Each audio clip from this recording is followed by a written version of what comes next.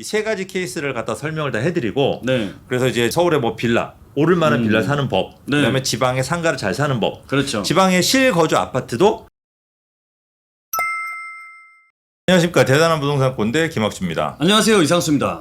저희 사회가 이제 고령 사회를 넘어서서 네. 초고령 사회로 진입하고 있잖아요. 그렇죠. 그러니까 이제 노후에 대한 아마 질문을 많이 하시는 것 같아요. 맞아요. 앞으로도 이런 질문이 굉장히 많이 나올 것 같습니다. 오늘 구독자 질문도 이런 거죠. 네, 이 시청자분도 네. 아파트 값은 많이 올랐고 남들이 봤을 때는 와 집값 많이 올랐네 하는데 장작 당사자들은 좀 답답한 마음을 있으신 거예요. 아파트는 올랐는데 현금 별로 없어. 그렇죠. 현금이 네. 없다 보니까 보유세도 비싸. 그렇죠. 네. 그러니까 노후 자금 쓰기도 어렵고 노후 생활 자금 쓰기도 어렵다 보니까 이분이 이럴 거면 차라리 이 집을 팔고 이 돈으로 집을 조금 지방에 좀 저렴한 집을 사고 나머지 있는 자금을 가지고서 내가 매달 생활 자금을 쓸 수 있는 이런 방법이 없을까를 굉장히 좀 고민을 많이 하셨거든요. 그래서 제가 그거를 상담을 해드렸고 김꼰대님 모신 거는 적어도 저 혼자 생각보다는 우리 여러 전문가분들의 생각이 있으면 더 최선의 답변이 나올 수 있지 않을까. 그러니까 뭐 있습니다. 최선을 제가 얼마나 도와드릴 수 있을지 모르겠지만 네. 어쨌든 우리가 최선을 다해야죠. 그렇죠. 왜냐면 이런 분들이 많고 맞습니다. 또 저희가 또 책임져야 되는 분들이잖아요. 그렇습니다. 그동안 열심히 사셨던 분들이고. 네. 그런데 저는 이렇게 생각해요. 이게 아파트를 만약에 지금 아파트를 팔고 네. 지방에 아파트를 사면 돈이 남아서 네. 그거를 뭐 은행에 넣어놓고 이렇게 쓴다라고 한다면 자산이 계속 줄잖아요. 그렇죠. 이러면 스트레스가 장난이 아니에요. 맞아요. 통장에 자꾸 돈이 그죠? 줄어들면 네, 네. 아우 안 되죠. 아무리 연령층이 있고 더 이상 뭐 수입이 필요 없다고 하시는 분들도 네. 이게 자산이 늘어나면 이런 얘기 하시더라고요. 안 먹어도 배불러. 건강하실 예, 것 예. 같은데 그러면. 뭐 자녀분한테 물려주고 이런 거고 달라. 이거는 뭔가 나를 든든하게 받쳐주는 자신감? 네. 이런 게 있으시더라고요. 그래서 그렇네요. 이게 단순하게 저는 이 노후 자금으로 쓰는 건 완전 반대고 네. 그거에 대해서 어떤 게 가장 최선의 결과일지 네. 어떤 게 나을지 네. 아니면 아파트를 또 그냥 가지고 있는 것도 좋은 방법일 수 있잖아요. 네, 그렇죠. 그래서 그런 어떤 방법 몇 가지 세 가지 경우에 아파트를 그냥 가지고 있는 거. 네. 두 번째로는 팔고 더 좋은 걸 사는 거. 네. 세 번째로는 뭐 팔고 나머지 은행에 넣어놓고 쓰는 거. 그 세 가지 중에서 어떤 게 현명한 선택일지 한번 같이 한번 얘기를 해보는 시간을 갖도록 보시죠. 그렇죠. 일단 영상 먼저 보시죠. 우리 이꾼내님이 상담하신 네. 영상부터 보도록 하겠습니다. 네. 네, 반갑습니다. 네, 반갑습니다. 네. 이 집을 지금 매도를 고민하시는 이유가 있으세요? 이제 저희 부부가 나이가 좀 많아요. 네네. 그래서 이제 노후에 뭐 예. 생활비 같은 게 없으니까. 네. 아무래도 연세 드시고 나면 어쨌든 돈도 좀 이제 집값은 많이 올랐는데 깔고만 있으면 안 되니까 네네. 좀 자금 활용을 좀 하고 싶으신 거잖아요. 네. 그다음에 나는 집을 좀 저렴한 곳에 가서 이렇게 네. 거주를 하면서 여기에서 나올 수 있는 돈을 갖다 좀 쓰려고 하시는 거죠? 네, 맞습니다. 맞아요. 이 서초힐스라는 아파트가 네. 지금보다 더 가격이 올라갈 수 있다라고 한다면은요. 네. 이걸 갖다가 차라리 전세를 주고 네. 이 집은 팔지 마시고 네. 전세를 주고 그다음에 그 돈을 가지고서 우리 시청자분이 살고 싶은 데 가서 사시고 네. 그다음에 또 거기 돈을 모두 다 몽창 들어가진 않을 거 아니에요. 그렇죠. 그렇죠. 그럼 거기에서 내가 전세라든지 이런 부분들을 활용해서 사시고 네. 나머지는 자금으로 쓰시면 네. 우리 시청자분이 보유하고 있는 동안에 여기에서 집값도 올라갈 수 있겠지만 여기 또 전세값도 올라갈 수 있거든요. 네.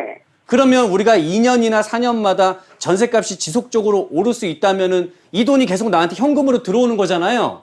네. 서초힐스가 지금 이 오른쪽에 보면은 여기 청계산 여기 입구 쪽에 여긴 내곡지구라는 데가 있거든요. 네네네. 근데 같은 이제 보금자리 지구인데 네. 내곡지구는 신분당선 지하철이 있어서 집값이 네. 여기 서초힐스보다 비싸요. 그렇죠.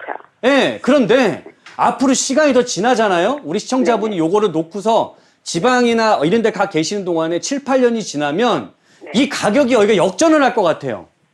네. 더 많이 올라갈 것 같아요. 그 이유가 앞으로 위례에서부터 이제 과천까지 오게 되는 위례 과천선이라는 지하철이 앞으로 생기거든요. 네, 그 말은 들었어요. 네, 이 지하철이 생기면 지금 부족한 교통이 생기게 되고요.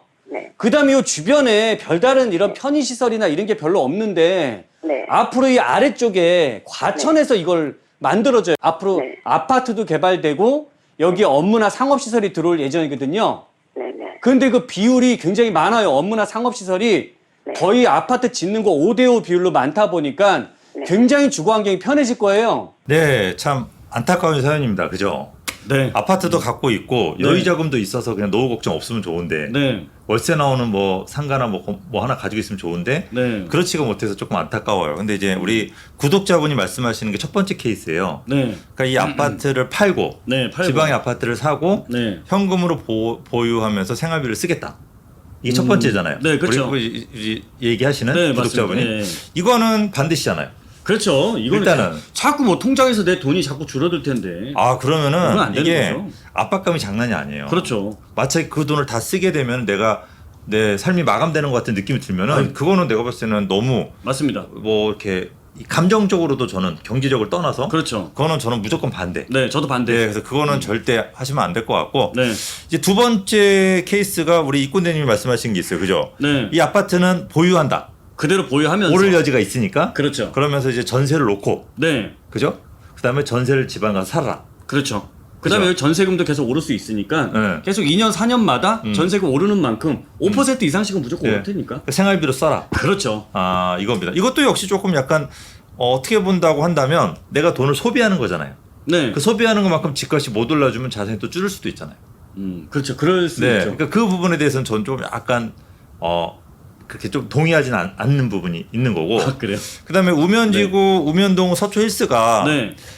첫 번째가 이제 강남의 아파트 값이 네. 어느 정도 좀 고점일 수도 있다는 생각은 해요. 물론 더 오를 수도 있고 네. 고점일 수도 있다. 네. 그래서 이 서초 힐스도 강남의 일부잖아요. 그렇죠. 그죠? 그러면 우면동의 서초 힐스도 오를 여지가 아주 크진 않지 않을까. 그동안 너무 많이 뛰었으니까. 네. 그래서 그 부분에 대해서도 조금 약간 의견이 네. 갈라질 수도 있다는 생각을 좀 해요.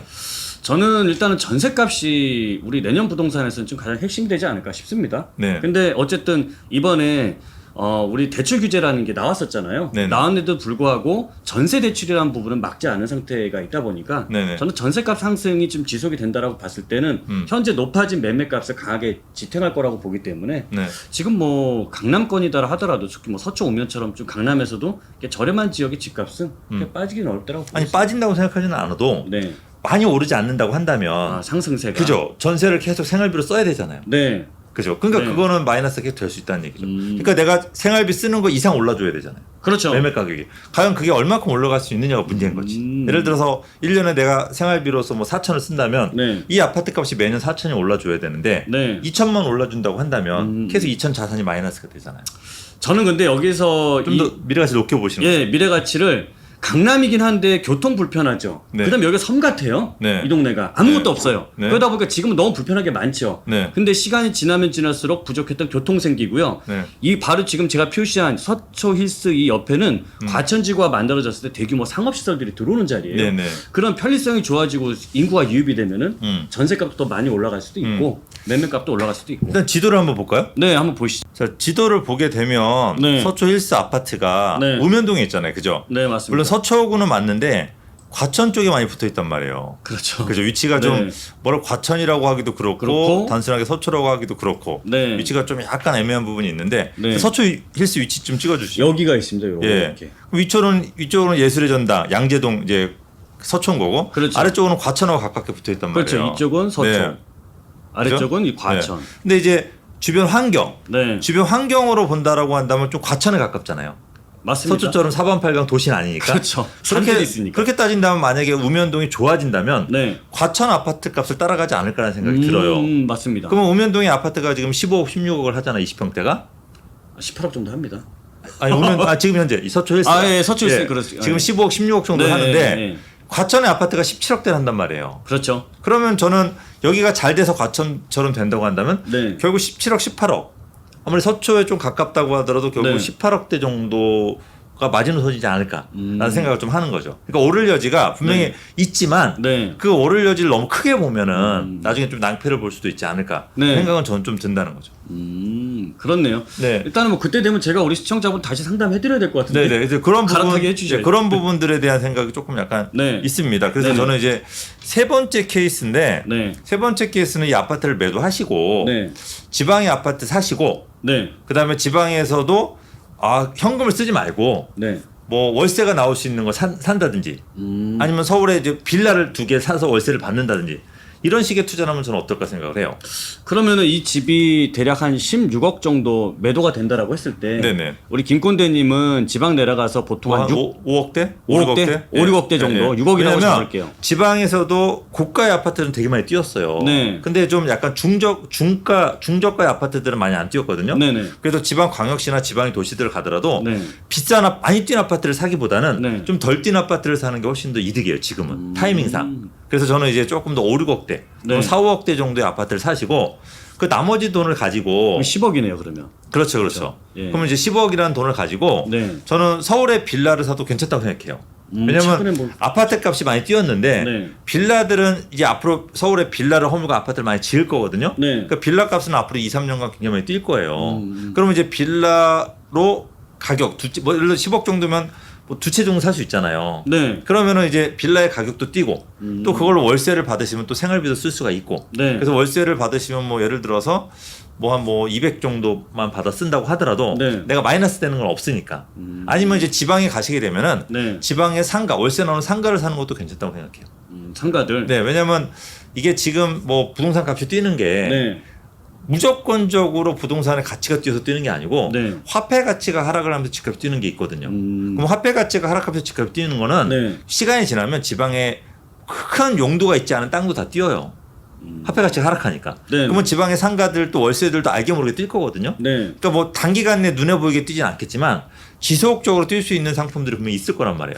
근데 이제 좀 전에 말씀하셨던 빌라들도 그럴 것이고 네. 상가도 그럴 것이고 사실 상가들 같은 경우도 입지를 이렇게 우리가 구분하는 것도 상당히 좀 어려운 일이잖아요. 그거는 좀 긴 시간이 필요하죠. 그렇죠. 이제 제가 방송을 하려면 네. 이제 그런 거에 대해서는 저희가 따로 이제 이분을 모시고 네. 좀 지속적으로 상가 잘 사는 법에 대해서 좀 해드릴 필요는 있을 것 같아요. 우리 네. 이권대님 책임지고. 네, 저도 이권대님이 상가를 워낙 또 잘 사주시니까. 네, 사실 저도 네. 굉장히 신중하게 봐야 된다고 판단을 하거든요. 네, 그래서 네. 저는 좀 이 방송 시간 한정돼 있다 보니까 네. 하나로만 갔는데 네. 이 세 가지 케이스를 갖다 설명을 다 해드리고 네. 그래서 이제 서울에 뭐 빌라 오를 만한 빌라 사는 법, 네. 그다음에 지방의 상가를 잘 사는 법, 그렇죠. 지방의 실거주 아파트도 앞으로 좀 덜 뛴 거, 뛰지 않은 아파트를 사는 법 이거에 대해서 조금 이분한테 설명을 해서 네. 이분이 노후를 갖다가 정말로 풍성하게 보낼 수 있게 도와주는 게 우리 꼰대들의 역할이지 않을까 생각합니다. 맞습니다. 또 여러 가지 방법이 있다라는 것만 아셔도 굉장히 좀 든든하실 것 같아요. 그렇죠. 네. 어떻게 오늘 저를 오라고 했는데 네. 좀 답이 됐나요?